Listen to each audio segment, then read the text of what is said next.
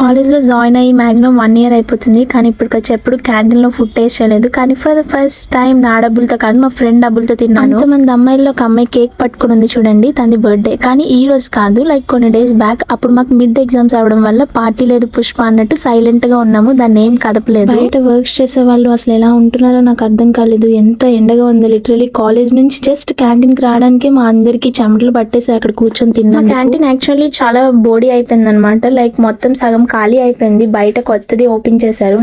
Next వీడియోలో నేను చూపిస్తాను లైక్ కొత్త క్యాంటీన్. ఇందాక బర్త్డే పాపని మీరు చూసుండరు, ఈమె అన్నమాట. నాకు చాలా స్పెషల్. తను లిటరలీ నా స్మైల్ కి తను ఒక రీజన్. నిజం చెప్పండి, మీరు పార్టీ ఇస్తే హడావిడంతా మీదే కదా ఉంటది. కానీ ఆ మనిషి అలా కాదనమాట. ఇప్పించి వెళ్ళిపోయింది, ఏదో పని ఉందని. మీ ఫ్రెండ్స్ లో కూడా ఉంటారు కదా, కామెంట్ చేయండి, వాళ్ళని ట్యాగ్ చేయండి, చూద్దాం ఎంతమంది ఉంటారు కదా. మేము తన కోసం ఎదురు చూసి కళ్ళు కాయలెక్కిపోయి ఏదో అంటారు కదా, అలా అయిపోయి ఇంకా ఫేసెస్ అన్ని మాడిపోయాయి. ఇంకా అందులో మాకు ల్యాబ్ కి కూడా టైం అవుతుంది. ఇంకా స్పీడ్ గా తినేసి ఇంకా ఈ రోజుకి మా నిహారిక ఇచ్చిన పార్టీ బ్లాగ్ అయితే ఇంతే. ఓకేనా.